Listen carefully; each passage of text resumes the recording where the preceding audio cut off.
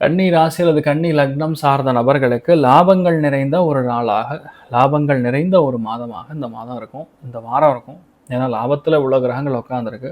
பழைய ஃப்ரெண்டு, பழைய நட்பு, பழைய காதலன், பழைய காதலி இவங்கனால தொல்லைகள், தேவையில்லாத கம்யூனிகேஷன் இதெல்லாம் வரக்கூடிய ஒரு வாய்ப்புகள் இருக்கு. முடிஞ்ச அளவுக்கு கம்யூனிகேஷன் வித் எல்டர் லேடீஸ், அதாவது மூத்த பெண்களிடம் கொஞ்சம் வாதாடுவதோ, பிரச்சனை பண்றதோ, இல்லையா அவங்க கிட்ட இருந்து தேவையில்லாத மெசேஜ் இதெல்லாம் பிரச்சனை, இந்த மாதிரி விஷயங்கள்லாம் தவிர்த்துப்பது நல்லது.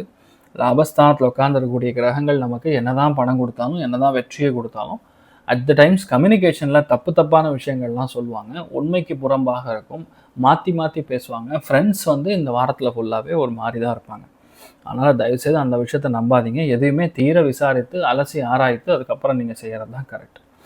இதில் மெயினான விஷயமே பார்த்தீங்கன்னா, உங்களுக்கு அஷ்டமத்தில் உட்காந்துருக்கக்கூடிய பாக்கியத்தில் உட்காந்துருக்கக்கூடிய செவ்வாய்க்கு கொஞ்சம் ப்ராப்ளமேட்டிக்காக இருக்கனால மெயினாக வண்டி வாகனங்கள், அப்பாவுடைய ஹெல்த்து, மெயினாக கண் அல்லது பல் பகுதி. அட் தி சேம் டைம் சொத்து பத்துக்களுக்கான பஞ்சாயத்துகள் ஓடின்றதுன்னா அதை கொஞ்சம் நம்ம நேரடியாக போய் அட்டாக் பண்ணாமல் கொஞ்சம் சூதானமாக இருந்து புரிஞ்சுக்கிட்டது பண்ணுறது பெட்டராக இருக்கும்னு சொல்லி என்னுடைய கருத்து. பட் கன்னிராசி நண்பர்களுக்கு எப்படி கூட்டி கழிச்சு பார்த்தாலும் கவர்மெண்ட்டுக்கான வேலை நீட்டில் கிளியர் பண்ணுறதுங்கிற மாதிரி ரொம்ப ஒரு அற்புதமான ஒரு டைமிங் தான் ஓடுது. ஸோ இந்த டைம் பீரியடில் ஃப்ரெண்ட்ஸ் கிட்ட எந்த ஒரு விஷயத்தையும் ஓப்பனாக பேசாமல் இருக்கிறது, மூத்தவங்களோட பிரச்சனைக்குள்ளே நம்ம தலையிடாமல் இருக்கிறது அத்தியாவசியம். சந்தோஷம், பொருளாதாரம் ரெண்டுமே 80. நீங்கள் வழிபாடு செய்ய வேண்டிய தெய்வம் லக்ஷ்மி நாராயண பெருமாள் வழிபாடு ஏற்றத்தை கொடுப்பார். ராசி ஆந்திரம் வேண்டியதில்லை.